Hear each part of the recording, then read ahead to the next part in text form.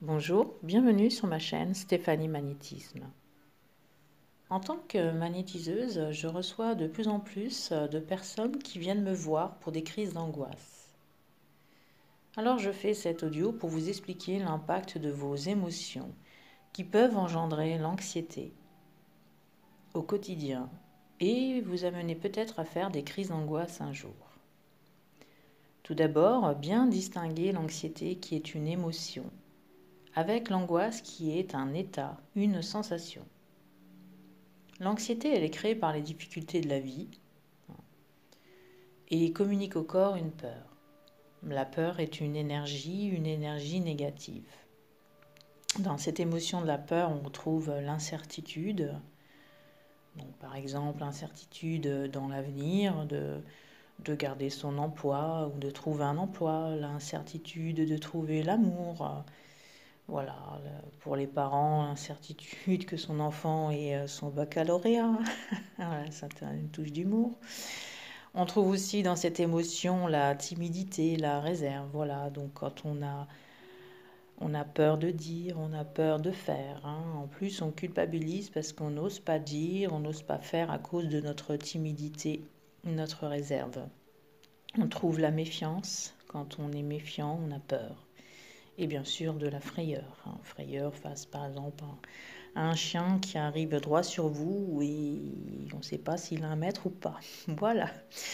Donc tout ça, la peur, c'est une énergie négative qui circule dans tout le corps, dans tous les organes, les muscles. Elle imprègne les organes qui stressent. Et lorsque les organes stressent, ils perdent un pourcentage de leur capacité. Quand les organes sont envahis de stress, d'énergie négative, la fonction des organes est ralentie. Et cela engendre des conséquences physiques. Par exemple, le système digestif qui se dérègle avec des maux d'estomac, des brûlures, une gêne épigastrique, donc une mauvaise digestion. Le système circulatoire qui se dérègle, le cœur, on trouve des palpitations, tachycardie, des problèmes au niveau des intestins, la constipation, diarrhée. On trouve aussi des règlements des glandes, comme par exemple les surrénales, ce sont des glandes responsables de fabrication d'adrénaline et cortisol, hormones du stress. D'ailleurs, les surrénales, elles se trouvent sur les reins. Et donc en énergétique, on dit que les reins, c'est le siège de la peur. Vous voyez, tout se rejoint. D'ailleurs, toutes les émotions ont un impact sur notre corps physique et psychologique, psychique. La tristesse, la colère, les soucis, la joie, ce sont aussi des groupes d'émotions. Voilà, bon, ici je vous parle de la peur parce que c'est quand même elle qui est beaucoup plus responsable de l'anxiété et qui nous amène à l'angoisse. Alors là, entre les soucis et la peur, voilà, ce sont des émotions différentes mais qui sont quand même assez proches. Voilà, se faire des soucis, avoir peur, c'est différent, mais on a tendance à penser que c'est la même chose.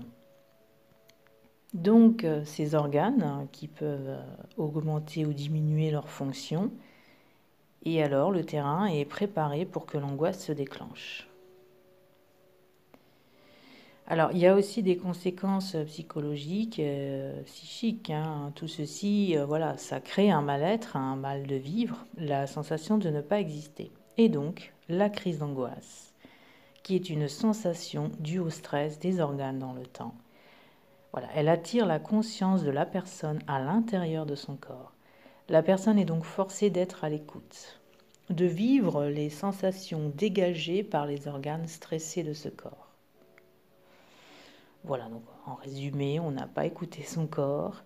Voilà, il y a tellement de stress, de maux physiques par cette anxiété chronique que l'on arrive doucement vers l'angoisse, crise d'angoisse. Alors donc la personne qui arrive à cet état d'anxiété chronique intense, elle va aller consulter un médecin qui donnera un traitement médicamenteux qui est nécessaire, mais parfois pas suffisant parce qu'il y a un trop-plein. Et ce trop-plein, c'est énergétique. C'est au niveau des chakras, des centres énergétiques, parce que le corps est physique, mais aussi énergétique. comme je l'ai expliqué dans la vidéo de Qu'est-ce que le magnétisme. C'est au niveau du plexus solaire que tout se passe et où il y a ce trop-plein d'énergie négative en excès. Donc une personne qui prend des médicaments pourra se sentir mieux avec ces médicaments évidemment, et que parfois même l'angoisse partira, disparaîtra, parce qu'elle reprendra une façon de penser positivement. Puis elle se sentira mieux avec les médicaments, donc elle changera peut-être des choses dans sa vie qui n'allaient pas bien. Et donc va augmenter son taux vibratoire petit à petit, faire remonter les énergies qui étaient fortement diminuées par ces émotions de peur, cette anxiété chronique. Donc là, c'est positif. Mais parfois, il y a des personnes, ça ne suffit pas. Parce que justement, il y a un trop-plein et elles n'arrivent plus à réagir de façon générale, à réguler un taux d'énergie assez suffisant pour se sentir au niveau physique et psychologique bien. Et donc, quand il n'y a plus cette capacité à réagir pour aller mieux et qu'on arrive aux crises d'angoisse, alors c'est à ce moment-là qu'il est préférable, voire nécessaire, de faire un soin en magnétisme, en énergétique, en accompagnement du traitement médicamenteux, afin vraiment d'aider la personne à enlever toutes ses énergies et de lui permettre d'arrêter de faire des crises d'angoisse. Voilà, alors justement, les crises d'angoisse, qu'est-ce qui se passe? Comme je l'ai dit, le corps est physique, mais aussi énergétique. Et donc il y a les chakras, les centres énergétiques. Et donc c'est au niveau du plexus solaire que ça va coincer. Le plexus solaire, c'est le centre des émotions. À un moment donné, le plexus, il va vibrer moins bien, à force de recevoir ces énergies négatives, et il suffit d'un événement assez intense, donc un choc émotif dans le travail, la famille, la santé, pour que le plexus se retrouve engorgé, saturé, rempli de ces énergies négatives en excès. Et du coup, ça bloque le plexus, ce qui implique donc une amplitude respiratoire fortement diminuée. Elle devient thoracique et non plus abdominale. Donc avec cet événement, la crise, elle se déclenche et il y a un signal. Voilà, un signal qui est envoyé, qui contracte les muscles et la gorge, et le cœur s'accélère. La respiration augmente et il y a une sensation de peur qui apparaît. Donc le cœur s'accélère de plus en plus et la peur augmente aussi de plus en plus.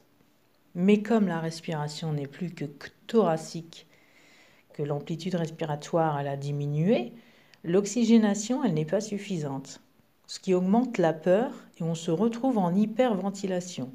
Le cerveau il a du mal à gérer cet excès d'oxygène et la tête elle a un vertige. On croit que c'est un malaise. Alors la peur elle augmente de plus en plus. La respiration devient très difficile. Très difficile. Les muscles intercostaux ils se contractent et l'amplitude respiratoire elle est totalement limitée. D'où la sensation d'étouffer. Ce qui provoque une sensation de mort imminente. Mais c'est une crise d'angoisse. La nature est bien faite. Le cerveau à ce moment-là, il fabrique un maximum d'endorphines, ce qui calme instantanément le système nerveux et la crise s'arrête. La respiration elle devient profonde, tranquillisante, oxygénante. Tout redevient normal. Mais ensuite, on perd 20% de son temps à se demander quand est-ce que ça va revenir. Quand c'est surtout une première crise, voilà, ça fait peur. On se demande qu'est-ce qui se passe, qu'est-ce qui m'arrive, pourquoi, est-ce que ça va revenir. Voilà, ça y est. Donc là, du coup, on commence à repenser. Enfin, voilà, voilà ce que je veux dire sur les crises d'angoisse. C'est vraiment difficile ensuite au quotidien pour la personne, voilà, parce qu'elle va avoir peur, comme je viens de vous dire. C'est un cycle sans fin, quoi. Donc la peur, elle engendre du stress qui arrive, l'anxiété et puis l'angoisse, voilà. Donc l'angoisse, elle s'amplifie. Cette sensation d'angoisse, de peur, elle s'amplifie. C'est de pire en pire. Voilà, la personne, elle ne sort plus. Voilà, de peur de faire une crise d'angoisse, que ce soit en ville, en voiture, voilà, ça va jusqu'à l'arrêt maladie. On peut plus, on ne se sent plus la force d'aller travailler, de gérer son quotidien, ça devient pénible. Voilà, on est concentré sur ses angoisses, on n'arrive à plus rien, plus rien du tout. Enfin, peut-être pas quand même, mais je veux dire, voilà, ça devient très difficile. Voilà, on a peur. On a peur de la prochaine crise d'angoisse. C'est vraiment difficile à vivre journalement avec ces crises d'angoisse. Voilà. Écoutez, j'espère avoir été assez claire, explicite dans la définition de l'anxiété et des crises d'angoisse. Je vous remercie de votre écoute. N'hésitez pas à vous abonner à ma chaîne et surtout, portez-vous bien.